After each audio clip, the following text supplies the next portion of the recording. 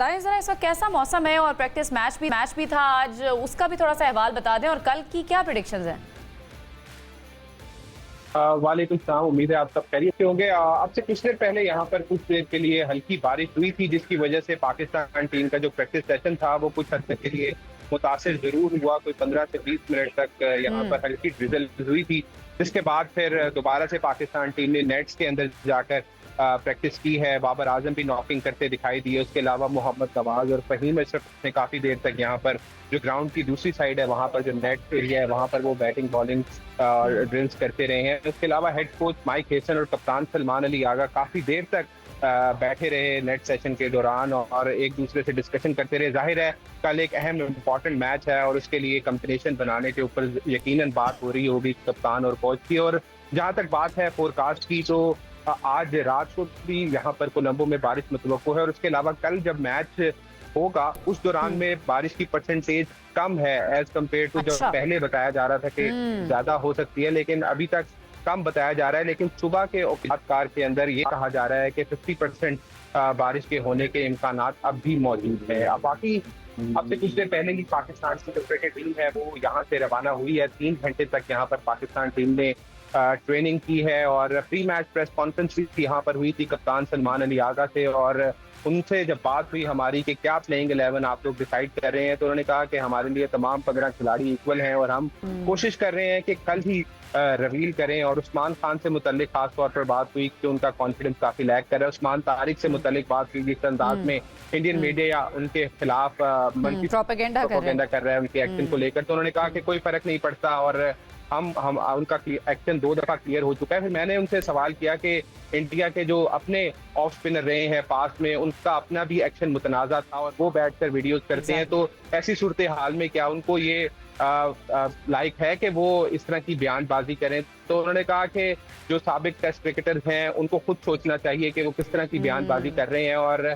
जब आईसीसी ने क्लियर कर दी है तो फिर उसके ऊपर मजीद बात करनी बनती नहीं है। तो उन्होंने कहा कि हम अपनी स्पोर्ट्समैन स्पिरिट का मुजाहरा करेंगे, अगर इंडिया की टीम हाथ मिलाती है तो वो बाद में देखेंगे, लेकिन फिल वक्त तक हम चाहते हैं कि स्पोर्ट्समैन स्पिरिट का मुजाहरा हो, खेल की इंटेग्रिटी और आईसीसी कोड को फॉलो किया जाए। बिल्कुल, अब तो हमें फर्क भी नहीं पड़ता आपने हाथ मिलाना नहीं मिलाना, ये हमारी डिबेट में भी शामिल नहीं है। नहीं मिलाना है तो आपके ऊपर है, मिलाना है तो आपके ऊपर है। बिल्कुल ठीक है उस्मान, आपकी तरफ दोबारा भी आएंगे और इस पर हम मजीद भी बात करेंगे। जो प्रेस कॉन्फ्रेंस हुई है उसके बारे में तो आपने डिटेल में बता दिया, लेकिन जो शायकीन इस वक्त पहुंचे हैं कोलंबो में उनके जज्बात क्या हैं वो भी ज़रा हमने जानने हैं कि पाकिस्तान की कितनी बड़ी तादाद में लोग कोलंबो में मौजूद हैं। पाकिस्तानी शायकीन इस बारे में क्या सोचते हैं, क्या राय रखते हैं, कितने पुरुम्मीद हैं अपनी टीम से, ज़रा पहले देख लेते हैं क्या कहते हैं। हर किसी के दिल में यही होता है, इंडिया से जो है ना कभी भी जो है ना हारना नहीं है, उनसे हमेशा जीतना ही है। उनका गरूर खाक में मिल चुका है, इंशाल्लाह और अच्छा होगा, पाकिस्तान अच्छा करेगा। टारगेट इस वर्ल्ड कप में बड़े बड़े टारगेट आए हैं, 223 तक टारगेट गए हैं। कल के मैच में भी हम इनसे ये उम्मीद करते हैं कि अगर ये बड़ा टारगेट देंगे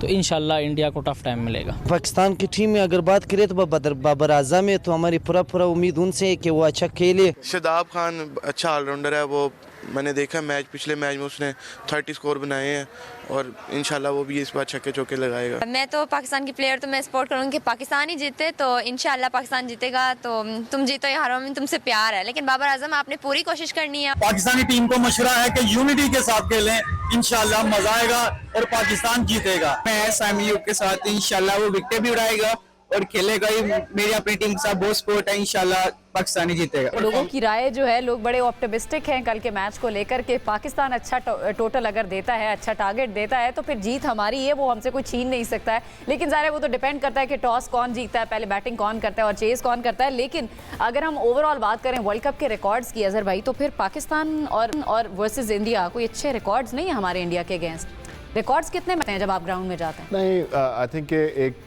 चीज़ होती है, पाकिस्तान कभी भी अच्छा नहीं खेला। इवन के हमारे टाइम पे अभी आप देखें हम भी उनसे वर्ल्ड कप के मैचेस हारे हैं। अगर ओवरऑल देखेंगे पाकिस्तान वर्सेस इंडिया, तो हम अभी भी इतना हारने के बावजूद भी इंडिया से हम अभी भी इनसे ऊपर होंगे।